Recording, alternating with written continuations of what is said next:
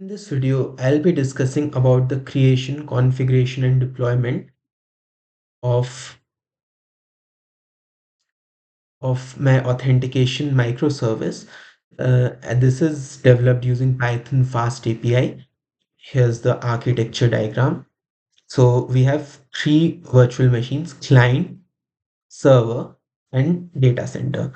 So in my case, I'm not explicitly creating another virtual machine, but I'm using my host Windows machine. I'll just use command prompt to send the HTTP request.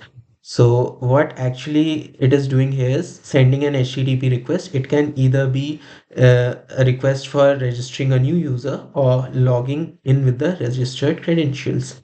So here, once we take a look at the server VM, both server and data center are using Ubuntu, which is a lightweight version of Ubuntu. And I have installed Docker in both of them. And using the containerization process, I am hosting database as well as our Python Fast API through the REST API framework. So what that means, it will take in the HTTP request and provide a corresponding response. It has two modules: registration and JSON Web Token creation.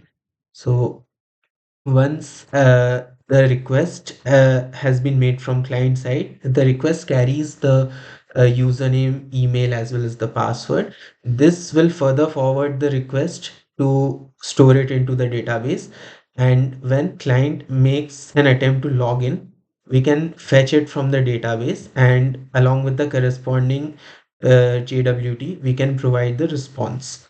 So now let's see how to run it. So we can basically install Ubuntu and create a virtual machine. All this information is mentioned here. So I'll just straight jump to how to set it up. First, we need to make sure the machines are communicating with each other so we can ping them. So I can show that here. I have already fired up these machines.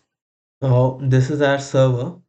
So if I ping to the data center, Uh, so you can see all the packets are transmitting and 0% packet loss, right? Same with the data center. I'll just quickly ping it. Yeah. So you can see all the packets are being transmitted and 0% packet loss. So now that we are at this stage, we can quickly go through how I had deployed it. So I installed Docker using sudo apt update and sudo apt install. After that, I pulled Mongo. After that, I created North network, and after that, Docker run, the basic command which carries the port numbers as well as the name, and Docker PS is used to verify it. So similarly for this, we can clone the repo and use docker build command and then create auth network and finally run it and verify it with docker ps. Now let's see how we can test it. So for testing, we can just fire up cmd and use this curl command, right? So I'll just open cmd, paste. This is a command. So it's saying email already registered because I tested with this one only. Now what we have to do is let's change the name. Let's make it to example 2 and place 2 here, right? Now, yeah, so user registered successfully. Now we'll just log in, right? So yeah, for logging, here's the command. So copy. Yeah, this is our JWP, JSON Web Token. Now we can also verify this at the data center side whether the data is actually there or not. So for this, what we need to do is we need to execute the Mongo shell in Docker container. So the command is docker exit it mongo db mongo. And we click here. Now we have entered the shell. So if I click use auth service, it has switched to this. Now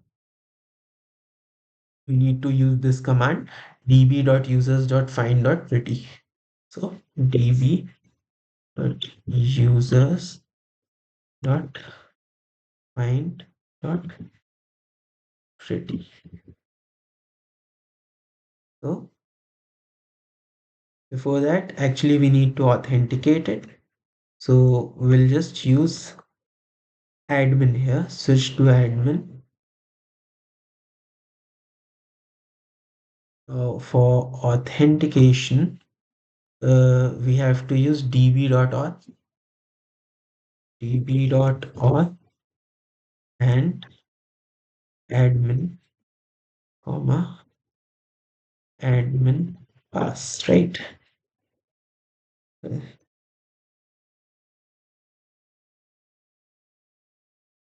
think, okay, I have written admin db. I should have given the space, so my bad. So yeah,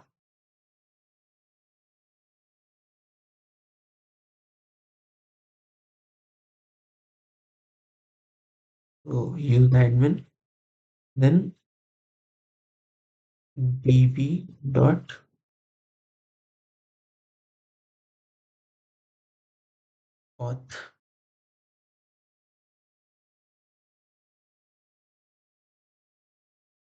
db.auth, admin pass.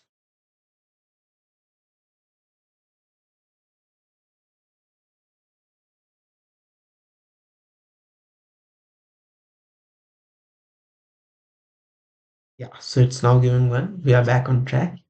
So after this, we have to switch to use auth service.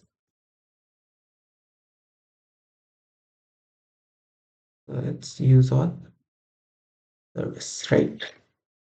Now that we have switched to auth service, we can use show collections,